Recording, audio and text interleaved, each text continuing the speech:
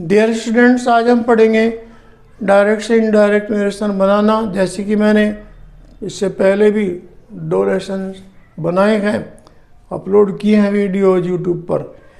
पहले लेसन में क्या था कि what is direct narration, what is indirect narration और what is reporting speech, what is reported speech.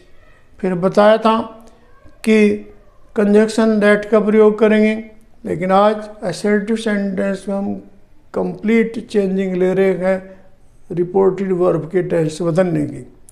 और मेरी आपसे रिक्वेस्ट है कि मेरे चैनल को सब्सक्राइब करें, मेरी वीडियो को शेयर करें और लाइक करें, और मेरी वीडियो को स्किप ना करें, लास्ट तक देखें, क्योंकि मैं जो बताने जा रहा हूँ दैट इज़ वेरी इम्पोर्टेंट।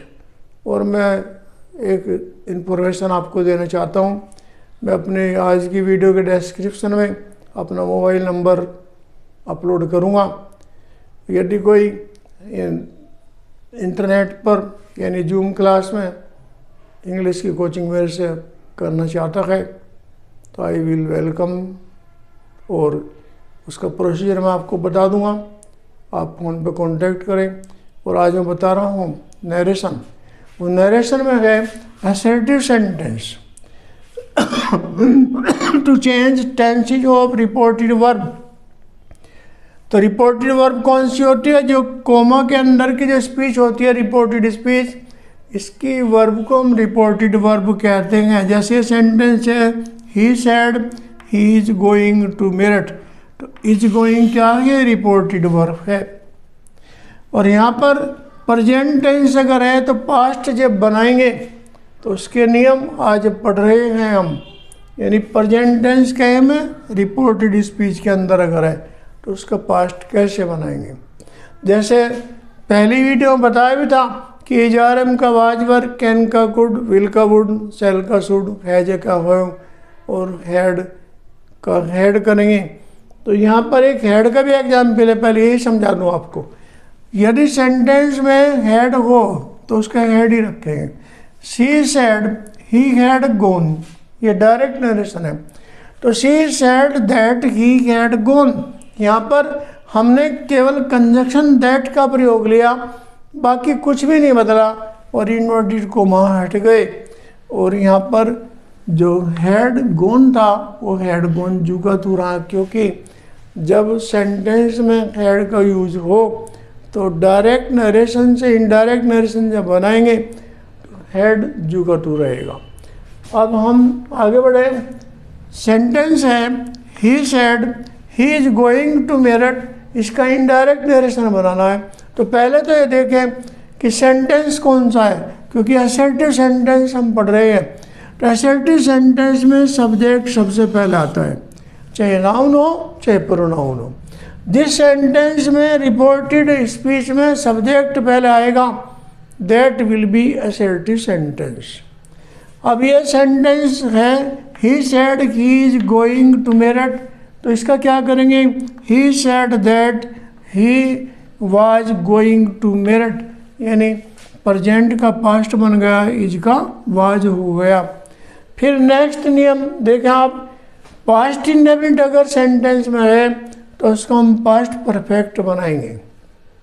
अब इसमें एग्जाम्पल है he said to Mohan he went to Khatauli today. यहाँ पर देख रहे वेंट वर्ब की सेकंड फॉर्म में, इससे पहचान हो रही है कि पास्ट इंडेफिनिट टेंस है। जब इसका हम इनडायरेक्ट नरेशन बनाएंगे तो वर्ब की सेकंड फॉर्म अगर है तो डायरेक्ट नरेशन से इनडायरेक्ट नरेशन बनाते टाइम हेड लगा देंगे, वर्ब की थर्ड फॉर्म हो जाएगा। यानी इवेंट का होगा हैड गॉन।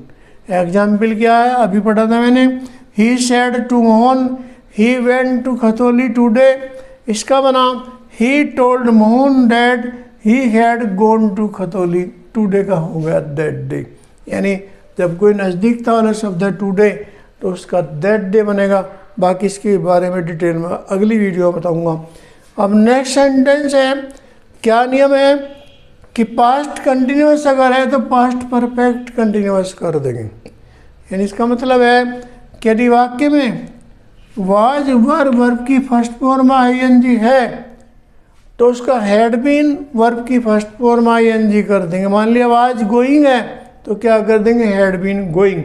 अब सेंटेंस यहाँ पर पास्ट परफेक्ट वाला, सॉरी पास्ट परफेक्ट कंटिन्यूअस इसका बनाना है यार, ये पास्ट कंटिन्यूअस का सेंटेंस है। एग्जाम्पल है, she said he was teaching English to Meera. तो यहाँ पर देख रहे हैं वाज टीचिंग वर्ब की फर्स्ट फॉर्म आईएनजी वाज के साथ है, तो ये पास्ट कंटिन्यूअस है।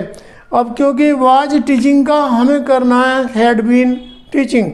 एग्जाम्पल रिपीट कर रहा हूँ, she said he was teaching English to Meera. तो इनडायरेक्ट नरेशन बना, she said that he had been teaching English to Meera.